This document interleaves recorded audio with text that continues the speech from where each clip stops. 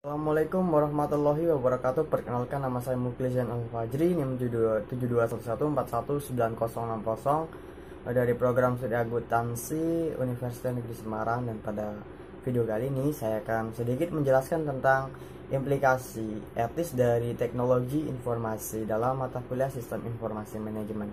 Baik, langsung saja. Yang pertama-tama ini ada moral, etika, dan hukum. Etika itu sendiri yaitu berasal dari bahasa Yunani yaitu ethos yang berarti karakter. Nah, etika ini adalah sekumpulan kepercayaan standar atau teladan yang mengarahkan yang merasuk ke dalam seseorang atau masyarakat. Semua individu bertanggung jawab terhadap komunitas mereka, terhadap perilaku mereka.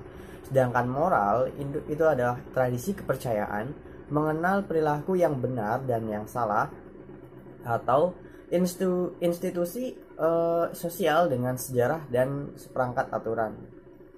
Kemudian ada hukum atau law, adalah peraturan perilaku formal yang ditetapkan oleh otoritas yang berwenang, seperti pemerintah terhadap subjek atau warga negaranya.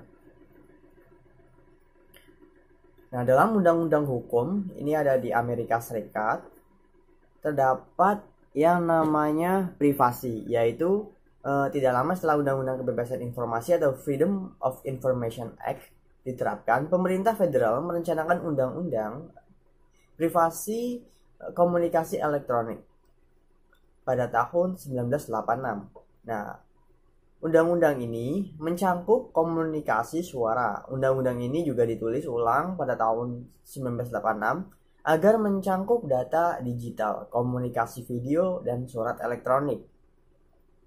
Kemudian terdapat Undang-Undang Paten Peranti Lunak. Pada bulan Juli 1988, Pengadilan Banding Federal Amerika Serikat memutuskan bahwa proses bisnis harus dipatenkan.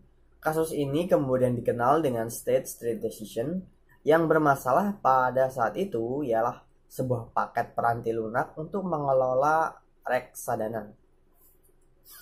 Kemudian kejahatan komputer. Nah, pada tahun 1984, Kongres Amerika Serikat, pengguna komputer dengan mengeluarkan peraturan-peraturan yang secara khusus diterapkan pada kejahatan komputer.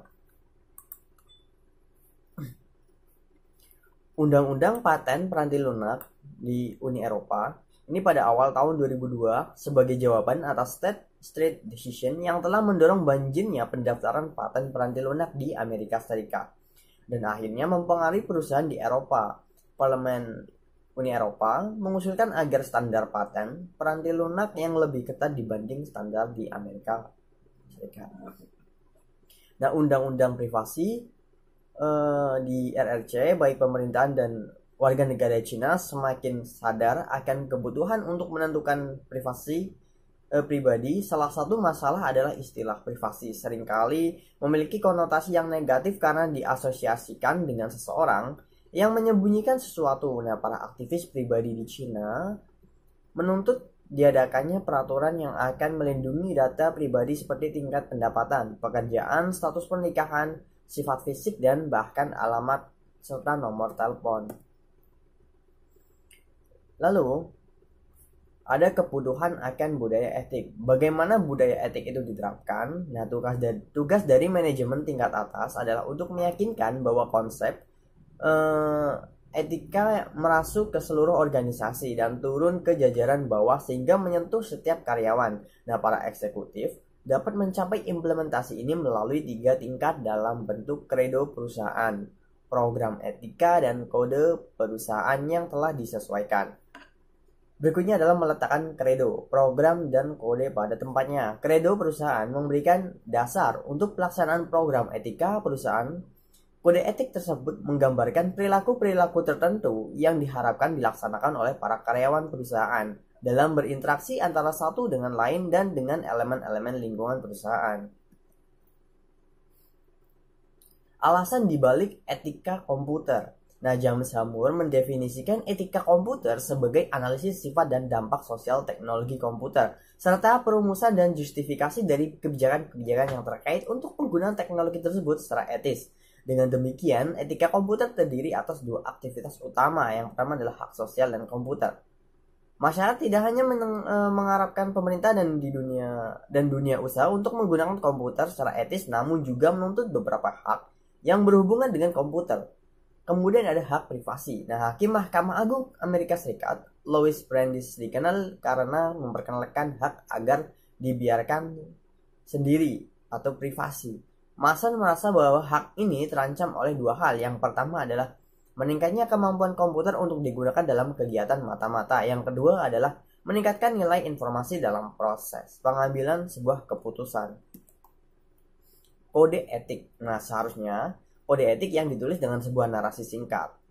Keharusan kode etik yang ditulis dengan sebuah narasi singkat yang pertama adalah keharusan moral umum. Nah, keharusan ini berkenaan dengan perilaku moral, memberi kontribusi kepada masyarakat seperti menghindari bahaya, berperilaku jujur, dapat dipercaya dan adil. Kemudian ada tanggung jawab profesional yang lebih spesifik. Hal ini diberkenakan dengan dimensi kinerja profesional. Kemudian ada keharusan kepemimpinan organisasi. Sebagai pemimpin, anggota ACM memiliki tanggung jawab untuk penggunaan sah sumber daya komputer serta melindungi kepentingan para pengguna. Dan yang keempat adalah kebutuhan terhadap kode. Di sini adalah ACM harus mengindikasi dukungan untuk kode etik. Hak untuk mendapatkan keakuratan. Nah, komputer memungkinkan tingkat keakuratan yang tidak dapat dicapai dengan sistem non-komputer. Potensi ini memang tersedia namun tidak selalu didapatkan. Beberapa sistem berdasarkan komputer berisikan lebih banyak kesalahan daripada yang diberikan pada sistem manual. Hak untuk mendapatkan akses. Sebelum diperkenalkannya basis data yang terkomputerisasi, kebanyakan informasi tersedia untuk masyarakat umum dalam bentuk dokumen cetak atau gambar mikroformat yang disimpan di perpustakaan. Nah, informasi ini berisikan berita, hasil penelitian ilmiah, statistik pemerintah, dan lain-lain. Kemudian ada hak kepemilikan. Di sini yang dibahas adalah hak kepemilikan intelektual. Biasanya dalam bentuk pemrogram komputer atau vendor, perangkat lunak dapat menghindari pencurian. Hak kepemilikan intelektual melalui Undang-Undang Hak Cipta, Hak Paten, dan Persetujuan Lisensi. Hingga tahun 1980-an, perangkat lunak tidak dilindungi oleh hak cipta atau hukum paten. Nah, sekarang keduanya dapat digunakan untuk memberikan sebuah perlindungan. Audit informasi. Nah, pentingnya objektivitas. Hal unik yang ditawarkan oleh auditor internal adalah objektivitas. Mereka beroperasi secara independen terhadap unit-unit bisnis perusahaan dan tidak memiliki hubungan dengan individu atau kelompok. Di dalam perusahaan, keterlibatan mereka satu-satunya adalah dengan Dewan Komisaris, CIO, dan CFO.